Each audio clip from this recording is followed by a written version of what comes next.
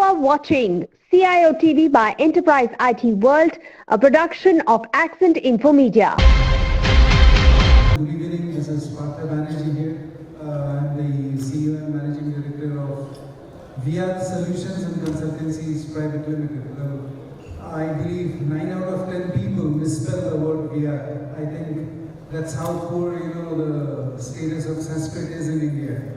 So when I returned to India almost after 2 decades, I was really searching for the name of the company and I found out this name. This actually means the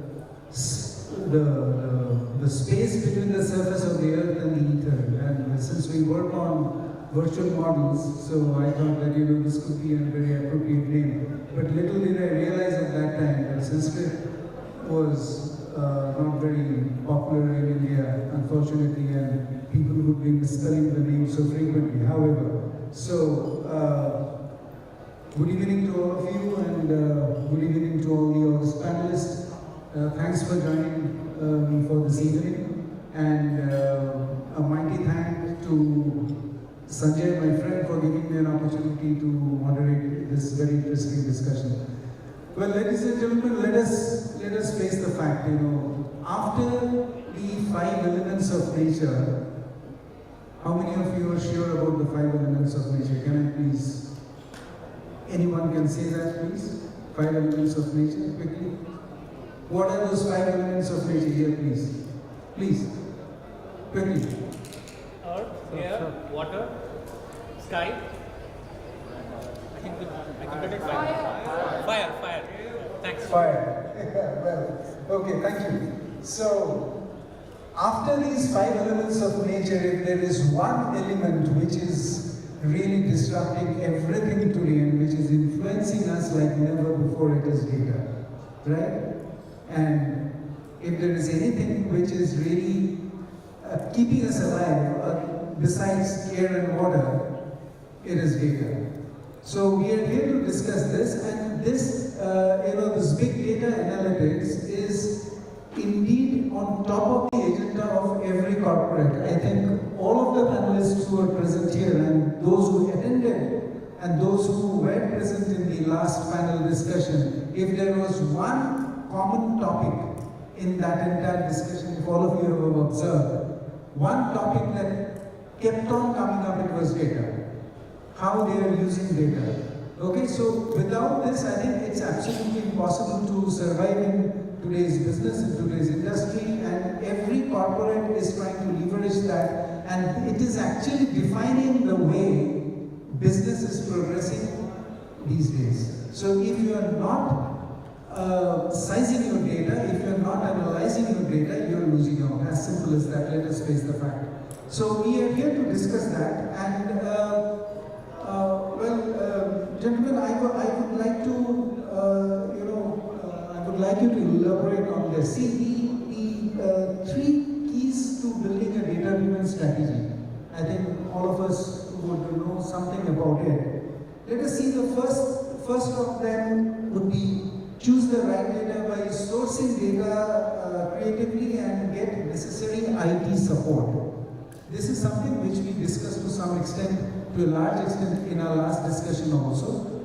The second key factor that would be is to build models that predict and optimize business outcomes. When I say build models means to build data models. And the third key element would be to transform your company's capabilities, to make your organization ready, to transform your organization culture, to utilize data, to use data, and to implement the outcomes of data analysis for your business growth. Now, gentlemen, it's a very august panel, and since we have discussed these 3 key points, my first question to all 5 of you would be that in your respective organizations, could you just briefly say that how you are taking care of these 3 key points? Then we would come to the individual questions, and which would be very much vertical specific. So if we keep those 3 key points of data-based strategies in your organizations, could you just let us know. Please share your valued ideas with me and with the audience that how you are working on that towards you improving the business performance and the organization culture of your respective organizations. Can we please start from? Hello everybody. So actually we are like we follow like that we are a big company, right? And we born out of cloud, right? Where we call it like digital native business, and we're into B2C or direct to consumer kind of a thing, right? Where most of our customers love to watch content on our platform, right? Now, obviously, for us, our end product is intangible video. We sell entertainment, right? Which is like in another format is a kind of experience, right? So now, in order to provide a better experience, we need to gather different kinds of data, right? Of users, of our platform, or a system that we have, right? Now, we have been, we gather another data to give better experience to users. That also helps us to understand, our customers better, which is I think the most important part. For example, like we collect around 2,500 events per user, right? So, but having said all this, right? How it started? The first question that we asked, for ourselves, right? That what is the data, right? Do you even know that in what condition the data is and whether we can utilize it or not? So the first point, right, where we collect the data from different sources, and being when you collect B2C customer data, the biggest problem is the identity conflict, right? How I'm supposed to make a correlation or understand when anonymous user becomes my customer, right, from a web or app. So having a strong identity kind of presence is important, because that's the key to understand how well your customers are coming. If you have multiple platforms, you can also identify them that okay, there's one person, right? All these experiences and all these activities being done by a single person is my customer. So that is first. Right? Second is like handling the data and prediction. So I'm very honest, right, that we are still in a process where we are analyzing the data, right? Not predicting, right? Because what we believe, that we haven't reached in that situation where we want to do a prediction, right? Because it's more about the users, right? Like the end users, the business user, right? That I can have some leverage to go back to the system and rectify it and then, presently take it, right? In terms of prediction from the content and from a consumption point of view, because we are selling experience and entertainment, this is something that probably, not matured yet. But yes, if you can, then you will say that okay, other OTTs are doing it, right? But yeah, but those KPIs needs to be open and needs to be verified that what exactly is happening when we are saying that we are recommending a content to them, right? And finally, it's a big word, data-driven organization or data-driven decisions, right? So for us, the bigger problem is the creative guy who makes films, right? So now we cannot get creative guys to make a content. Regardless of what kind of data, what kind of prediction, what kind of statement that you can get from data.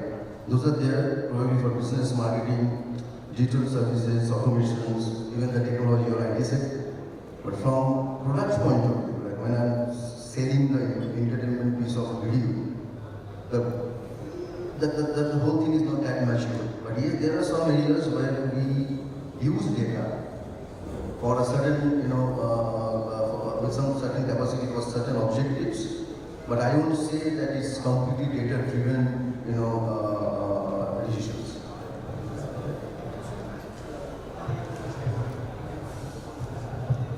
Just one point before you start. Since you mentioned about a little bit of conflict between the realistic understanding of data and the creative, the person's involvement, where creativity. Now, do you feel that it's a kind of a human conflict rather? It's a conflict of the ego with the facts, ego with the data, that I am creative, irrespective of what the data says, my creativity stays in place. Is that something which you really want to say to some extent? I don't say it's a ego kind of a thing, because like they have also a valid point, right? So for example, right, that who's going to take the ownership, right? If a content doesn't get accepted by the viewers, I can go back and tell the script writer, storyteller, right, the director or cinematographer that okay, this might went wrong, that's why people didn't like it. Now imagine parallel, if I told them that okay, I have data of last 3 months or 6 months or a year, and this data says that your story should be like this, and imagine if that story doesn't click, right? Whom to blame? Right, now say for example if that happens, then it will not only impact my data's role in the creative part, it will also have impact as a like as a whole organization's view on the data. Right? So, good evening ladies and gentlemen, and thank you for the question. I come from manufacturing background, which is necessarily B2B, right? And our experience is completely, mostly, I would rather say, different from what, it's a different kind. We are a traditional kind of business, they are a new kind of business, so they have adopted technology much faster than us. Coming to in our sector, manufacturing, collecting data is not a problem. We use, when it comes to data, we use data for analysis perspective. No, analysis only. For say business development, your process optimization, right? Reducing cost, and obviously, as everyone's objective is to go for higher profit. Right? So only in the business development part, that data comes from outside and from our past experiences. Right? It is not coming from the system per se. But for rest of the process optimization or you say supply chain, right? For this, the data automatically comes from our ERP. That data is readily available in my ERP, right? We just leverage it. So we are using, like in business development, we are using data analysis to understand your market trend, customer priorities. That helps us to tailor our product services more effectively, to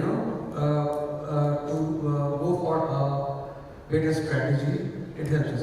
However, I would just put a disclaimer here, we are not doing, well, it is in a very nascent stage, at least in my organization, right? And so, in business development, we are using that way.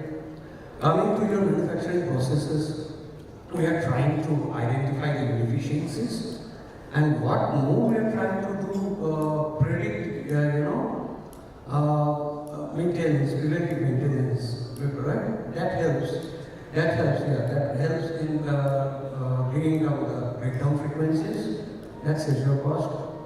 And supply chain is very important, or rather most important in my business.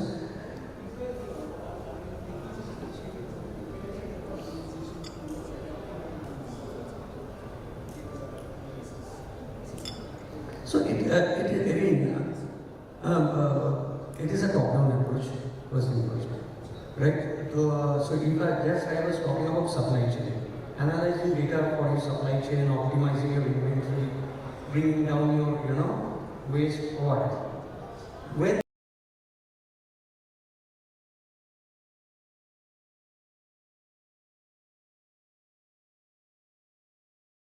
we say all these things in a panel, it sounds good, right? But when you go to the store, the guy walking there on the table, on the ground, if you tell him that we want to analyze the data, because we want to optimize the inventory, then obviously he won't say anything on my face, but in his back of his mind, he will be thinking, get lost.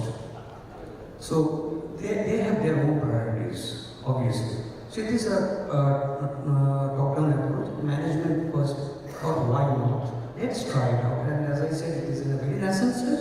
Let's try it out. Let's see how it fares.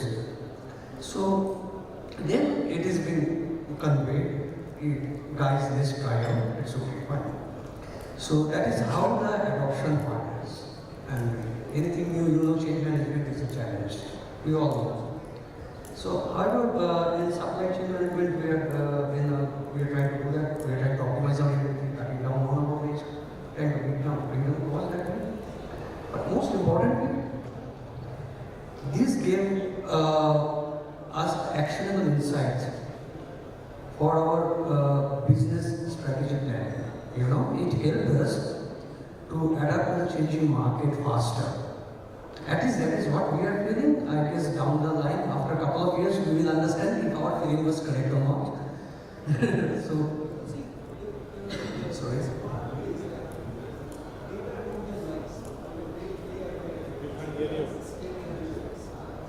We can't hear. So, yeah.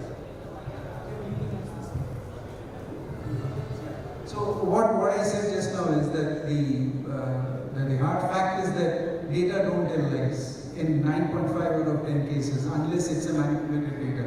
So it looks straight at our face, and the way we adapt is only to our advantage, and if we ignore it, it's to our disadvantage. Let's face the fact. So From my point, you see, data is like a beauty. It lies in the beauty, right? It depends who is looking at the data, which way, and who is interpreting the data, in which way. It will be the same data for you, for him, for me. But our way of interpreting would be very much different, and the outcome of that analysis would be slightly different from each other. Yeah, it's going to vary from vertical to So vertical, again, from your operations to line, truth is relative. Okay, thank you. So it helps us, and we believe that it is enabling us to bring better product, optimizing process, bringing down cost. We are expecting higher profit from this. Yeah. So this is how we are handling it in manufacturing the data. This is how the way we are guessing right now that it is helping us. Thank you so much. Okay. Can I Mr. Subrata, can I please have your views on the 3 key points which we said? See, when we talk about data, good evening everybody. When we talk about data, there are 3 kinds of data basically. One is structured data, one is semi-structured data, and one is unstructured data. Right. In the manufacturing industry, and since I am from the manufacturing background, we are still hovering around basically the structured data. Right. We are not using the semi-structured data to some extent we are using. But unstructured data we are not in a position to use right now. The adaptability is not there. Right. The whole thing is that post the COVID, in manufacturing sort of organization, usage of data or the importance of data has come into the picture. Right. But at the same time, I can say that organizations which adopted data and data-based strategy of doing business, say maybe 20 years back, data was still available. 30 years back, data was still available. People started using that, and people who have used that from that time, they are in different leagues altogether. Absolutely. Right. They are different in different leagues. I have been part of one such company where they started using 20 years back. Okay, and people talked about analytics, people talked about data, right? And they are getting the fruits. They are a multinational organization, right? Today, what in the manufacturing industry, we are still struggling with the data in the sense with the structured data, whatever is available in ERP or which is available in a form of a database. We are trying to analyze that and some sort of semi-structured data available in Excel and all those things. The importance is huge, but still we are in a very post-mortem stage. Right. We are using data to analyze what happened. We are not using data to foresee what is happening and act on the data immediately on a real-time basis. So this is the challenge of basic manufacturing. This is the challenge I face. If you talk to me or ask me, what are the things that we can immense. Right. The opportunities are immense from improving your quality, monitoring your quality, the digital twin of your shop floor, your trainings, okay, your BOM preparations, optimizing your BOMs for manufacturing because you are be able to create digital. People are understanding, but the adoption is low. And since in a manufacturing organization, technology, you asked whether this is a competition or not, whether it's an ego or not. I would rather say adoption of technology should be top down.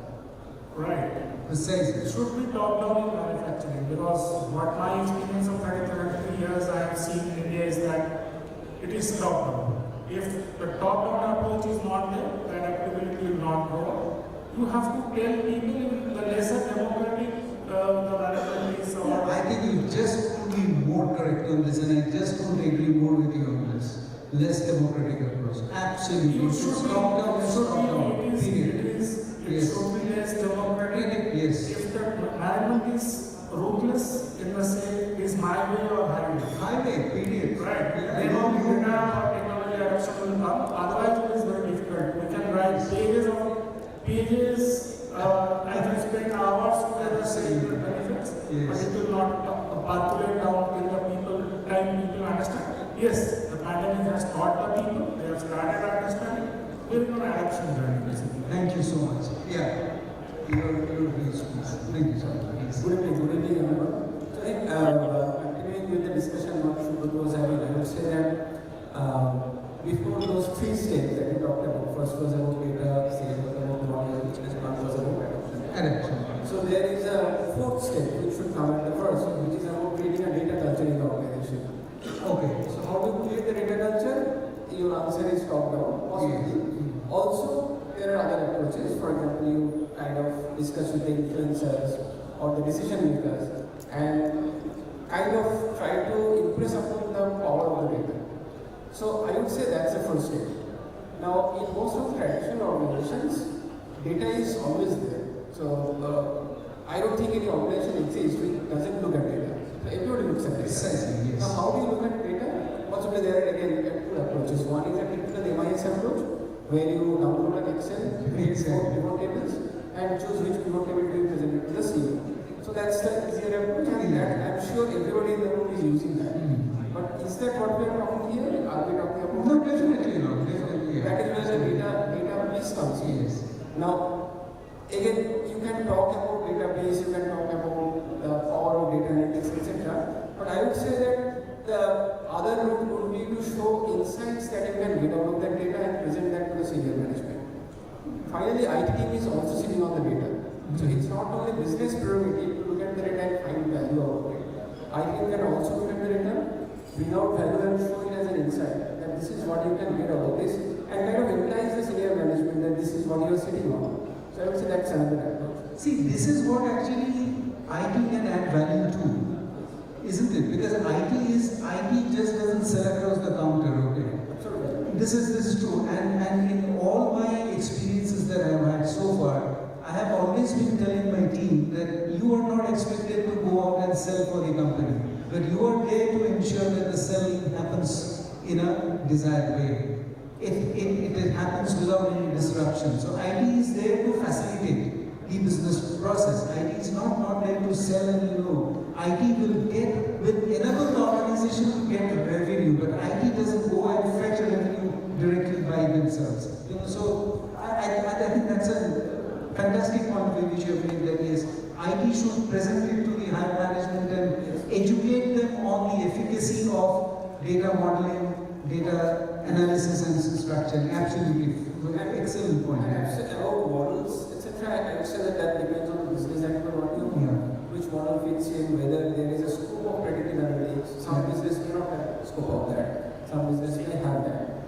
And at today's age, I would say IT is far more enabled than any other department when it comes to data.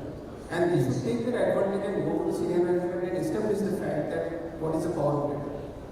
Correct. Thank you very much. Yes, very valuable inputs here, please. Yeah, so I'll take you from all of you, and just to add that I represent a company which is 127 years old, very long legacy. We represent a company which has got all the licenses of manufacturing. At the same time, we also, in that context, is a B2C company. So we are directly in touch with the consumers, right?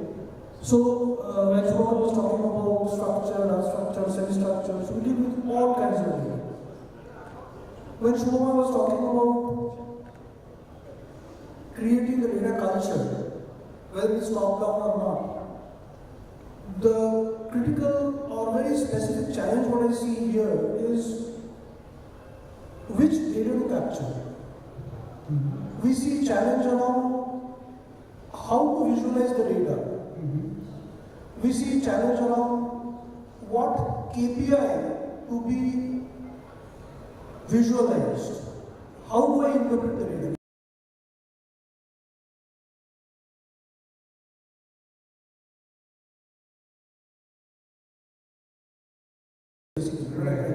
Right. I can possibly, from the technology side, enable the business how to do a data modeling. If they want a data to be visualized in one specific way, I can enable that. But how do they want to see the data? What KPI do they want to interpret or kind of extract out of the data? How will they want to decide what business decision they want to decide based on data? Are primarily something that the business is decide. So data culture starts from what data to capture, how to capture, from where to capture, making that data available across the layer of the organization. What we normally talk about is data democratization, right? That specifically means that whoever needs whatever cut of the data should be available with that layer of people without asking for that data through IT. Generally what happens, there is a chairman's review or there is an MD's review. So prior to that 7 days, pretty much the whole organization will run around the data. Data कहाँ है, कैसे दिखाना है, Excel में है, PDF में है, CIOTV में है. So basically, putting the data in a structured format for accessing whenever it is required by whosoever is the critical point that we need to do. Business, more often than not, what I've seen, struggles in how do we interpret this data. I have a lot of data. What is the cut? Which angle do I need to see this data? Do I need to create a pie chart or a bar chart or a line diagram? It can be done by IT. But let's say you need to decide, say, now coming to some specific points within our activities, that we need to define what are my low voltage pockets. We need to define that which are the areas where very frequently overloading is happening. We need to define under some specified limits where the loss is happening, right? Now I can just share an Excel file, maybe a 10 GB, 12 GB Excel file to the business. Now how do I cut that data into the specific size and size to see and interpret and act is what we need to establish. And more often than not, that is missing. Exactly. So we are working on that. How to present the data, technology is not a problem here because any of the tools, standard tools, what if analysis, to anything, restrictive, predictive, cognitive, anything is available. But more often than not, it is more on the process side, the business side. How to do it? Exactly. How to use that data? Exactly. What business decision will drive out of the data? So that's where we are kind of here.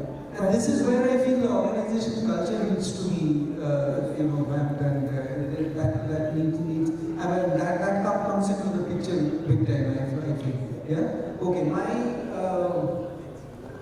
next question, right? We would we have barely 11 minutes now. May I request the organizer to extend the time by another 5 minutes, please? For 45 minutes. I think this is a very engrossing topic and it could be difficult to round off in 40 minutes, frankly. So we are starting with individual questions in the sessions. My first question would be to you, Mr. Aloke Majumder, yourself. I mean, see, you said about data how it is, because yours is an industry which doesn't give any tangible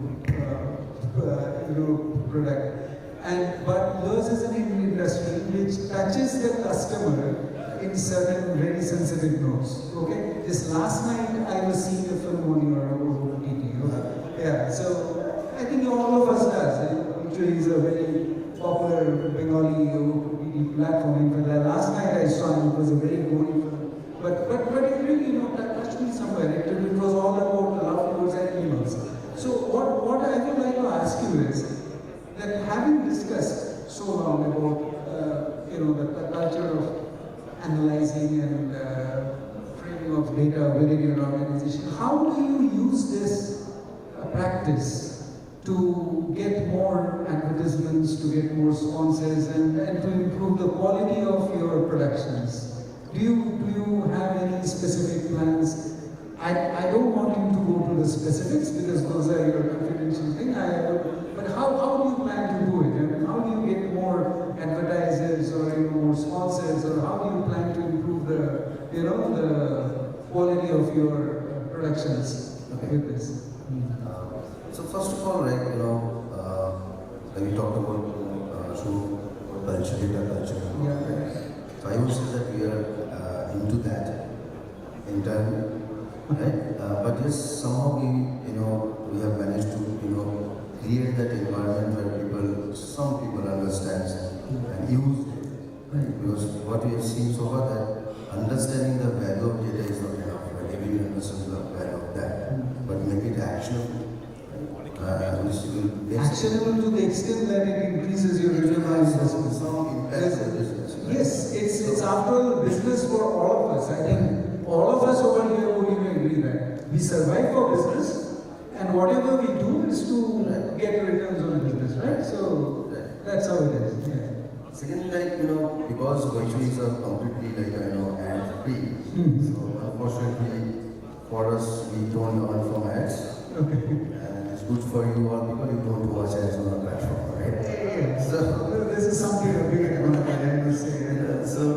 But yes, from an experience point of view, right, I was mentioning that we use different user events, right, across all platforms. So the moment you land on my site or app, we start tracking you with all the compliances, right, and in a very transparent way, we let you know that what exactly is being collected and how this information is being used.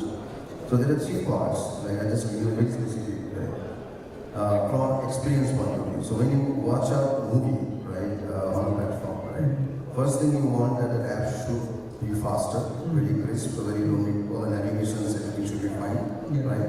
Second is that the video playback, right? That needs to be perfect or near perfect, right? And third is that you love this whole experience so that you don't uninstall the app. Correct, absolutely. Right. So there are three things that we use and all are backed by data. So we track each and every actions and of the customers and users. And additionally, what we do, we collect the device information, right? So there are around 300 events that we collect from Android app per customer and per session. Okay. Right. So those informations, being used to make the experience tailor-made, very specific to the people. And we go in a certain extent that if when you are playing a movie or any video on our site, and if you face any problem, in a particular day or particular time or particular time, we can pinpoint to you and at that time stamp that what exactly has been, went wrong, whether it's a video problem, air problem, app problem, network problem. Okay. So I think these data helps us to provide better experience. And data was there; it was always there. Now we are generating more because apps are coming up. People are using more apps, right? Earlier it used to be mostly the business software are there, right? But now we have B2C apps. So data was there. The good part is that now we don't have any challenging compute, right? So we can compute the data and get something out of that. Okay, great. Thank you so much, Mr. Subrata. my next question would be to you. You being such a senior digital transformation leader, sir, I would like to ask you that how do you foresee that, or how do you see rather this data-driven strategies? How do they help the companies to enhance on their competitiveness? Or how do you suggest your clients to increase or enhance their competitiveness and get more returns from the market in terms of business?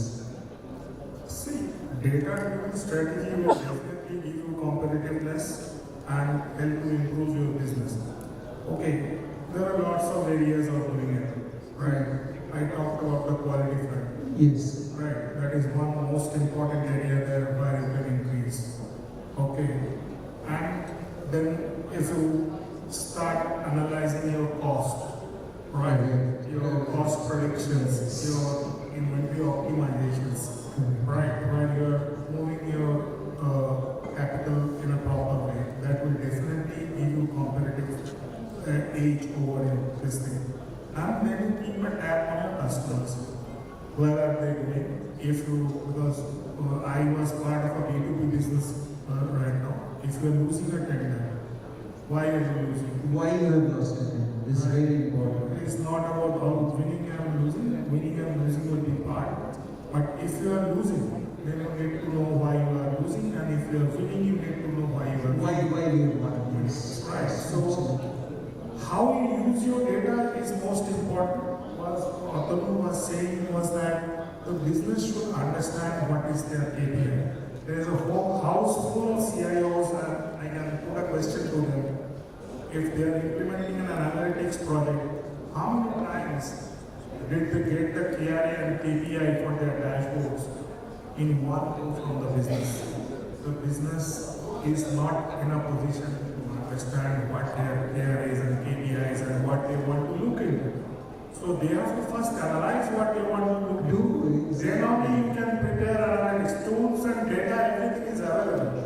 Quality of data is secondary. But you first need to understand what I need to look into. If I ask this house full of CIOs, has their business heads given them the KPIs in one go? It is the duty of the IT to follow up with them 20 emails, 200 meetings, then only you will start getting it. And when the final outcome, you will get a piece of paper, and finally when the outcomes come, they will say, I will make this. Well, I think we can have a question answer session on this. Brilliant. I think we should put our hands together for this, and all the scenarios must acknowledge this. Thank you so much. It was absolutely brilliant. See, business heads also needs to understand the importance of data, and they need to appreciate, and they first need to know what I want to look at. If they themselves are confused what I need to look into, you look into a plethora of data and getting nothing. Getting nothing. Very true. Mr. Rudra, I think we have had a very, you have expressed yourself so elaborately with your manufacturing, how you are utilizing your data, and that it is still in a growing stage, and your practices are yet to take. You are still growing on them. Your manufacturing, particularly, you have done good work on your supply chain, and on you mentioned it, right? So you have got such a huge manufacturing base. I think 12 units all over the world. I think you have, right? Yes, right. And starting from designing, from sourcing of raw materials to finished product, implementation and all, you are kind of an institution as far as comms are concerned, right? I think in this country and to some of the countries outside. So how do you actually, benefit from this practice, or how do you foresee that this data analysis and culture, how could it enhance the profitability of your organization? Or what do you plan to, how do you plan to implement it further from what you have done so far? See, as I told you last time, so we are in a nascent stage, of course, and we are hopeful too. Right. Right. So how to take your profitability higher? The best answer is take down your cost. Absolutely, yes. Yeah. Every penny saved is takes. Computer wale ho, do whatever it takes, but take down my cost. Correct. Alright, that's the first thing. Yeah. And now we work on data analytics because we want to give those actionable insight to the senior management. Right? As Atanu said, Subrata also says. Problem is the senior management seriously cannot make up their mind that what they're actually looking for. Oh. Right? Okay, I understand. You clearly mentioned that the API is so important. At a single go or in a single session, they won't be able to tell you these are the KPIs I want to see on your dashboard. They won't be able to tell you because they themselves are confused. Right. However, they know in their mind, I'm sure they know, they're running businesses, right? So, but the KPI from the data analytics, they cannot give in a single session or a single go, but that is fine. They have money, they can decide in how many goes they want to give. So, that is one of the challenge, that becomes one of the challenge. However, in spite of that, why we are hopeful in spite of that? Because we have seen results coming out. It could be marginal. So on today's day, it could be marginal. Right? We are expecting it to get better with every passing day or whatever. But it is showing us improvements when in our supply chain specifically. Supply chain specifically is showing, it is helping us to reduce our cost. When optimization, wastage, all these things. Because in any manufacturing industry, SCM is a very core module, and if that is under control, lots of things are under control. What inventory you are holding is very important. Very important. The inventory cost actually is up to your main cost. So if you can bring in, if you can add some value there, yes, it goes faster than any other. Exactly. Very true. So it is showing, as I told you, perhaps marginal, but since it's marginal, so people are hopeful. Yeah, it is showing. It's showing. So let's extrapolate. We are expecting to show something, take down the cost and profit. Thank you so much. Okay. Mr. Chakraborti, I mean, your publications are, I don't know, I think it's a part of our daily life habits. I mean, I don't think anybody has been able to escape your publications. And your publications, they influence the decisions of the people, very frankly. You not only give information, actually this is what I'm seeing in India, that your publications, they influence the decisions of the people to a large extent. Now my same question here, that by this data culture, data analysis and data culture, how does your publication plan to make it more authentic, make it more people-centric, okay? Give out more facts and reduce on yellow journalism, because this is yellow journalism is something which is eating into the Indian society right now, which is very, very harmful, I feel. And this is what I have faced over the last 1.5 years that I'm here. It's a killer concept. It spoils relationships, it's a deterrent to human values. So if you can just highlight a little bit on that, how you plan to go about doing this. So on the content side, I don't make any comment. That's up to the readers to decide. Now on the business side, so any newspaper has two sides. One is on the business side, which is a typical enterprise where you have a cost angle, you have a revenue angle, etc. So I talked about the data culture, which is there in everything. So the problem that Subrata was talking about, that possibly the business leader doesn't know what is the KPI is, that problem doesn't exist for us. Oh, wow. That problem is not there, and business leaders are quite clear. So that's why the dashboarding, etc., happens from the top. So the CEO knows what he wants to look at. His first level knows what to look at, etc. That's done. Now, coming to your question about content. Now, if you talk about print, obviously there is no feedback loop as such in terms of what people want to read, and based on that something is getting published. That's not the case, because then it becomes a cyclical stuff, and that is what is happening in the social media. Right. If you look at any social media ecosystem, it's about what you are reading gets refilled to you, but that's not the case. In digital, we definitely track what people are reading, and based on that, what content type gets published. Or it's not the editorial piece that gets kind of impacted. So, for example, in an app, you will see whether people are liking podcast or video, and based on that, you will take a decision.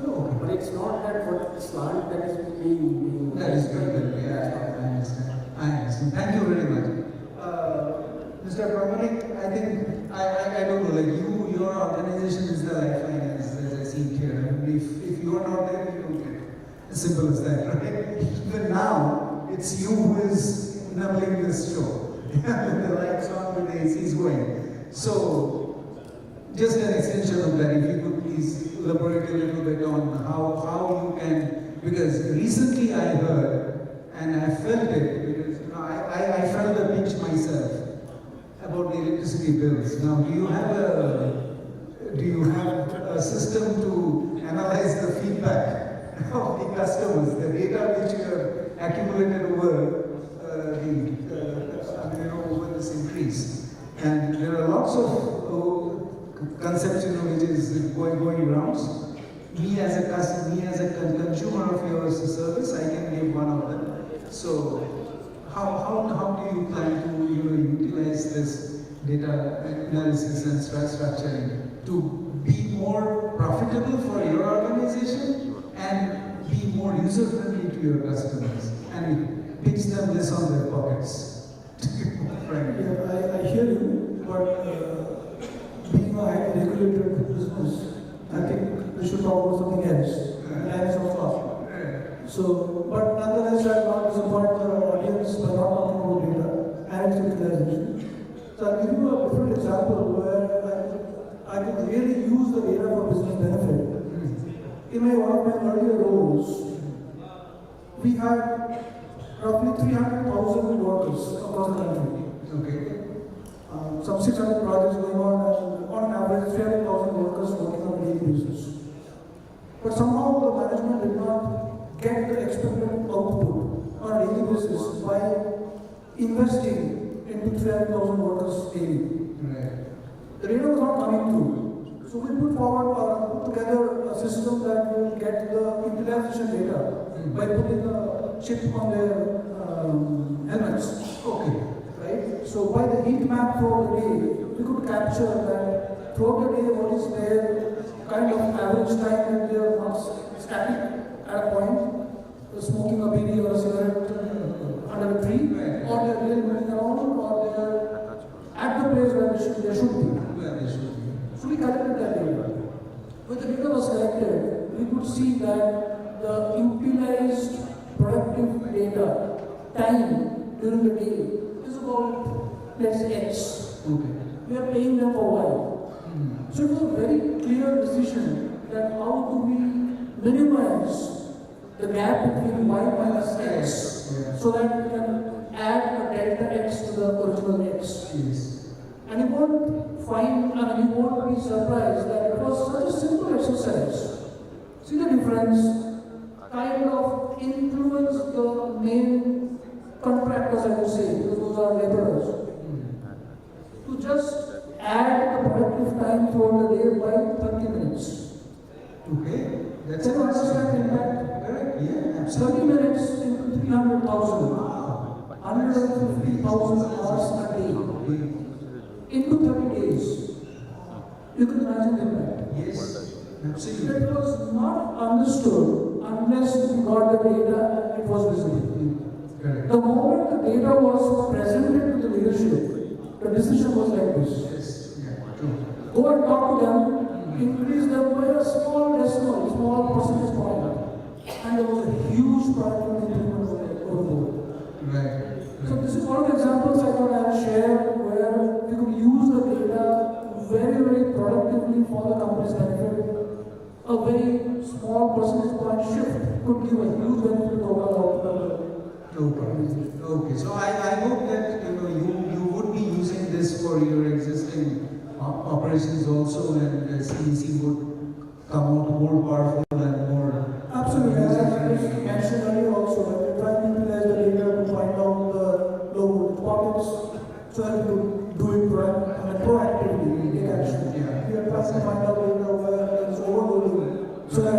either augment the distribution transformer or we kind of add one more. Right. Okay. We are looking at the data where the loss is more than a permissible limit, so that we can plug those points to add benefit to the bottom line. Right. So these are the areas, some of them which are already under works. Yes. I can't comment on the pocket of the consumers, but definitely this will be the other side. I'm sure. I hope if you have a system to analyze the data of the consumer feedback, maybe in our next discussion we can have it as a topic.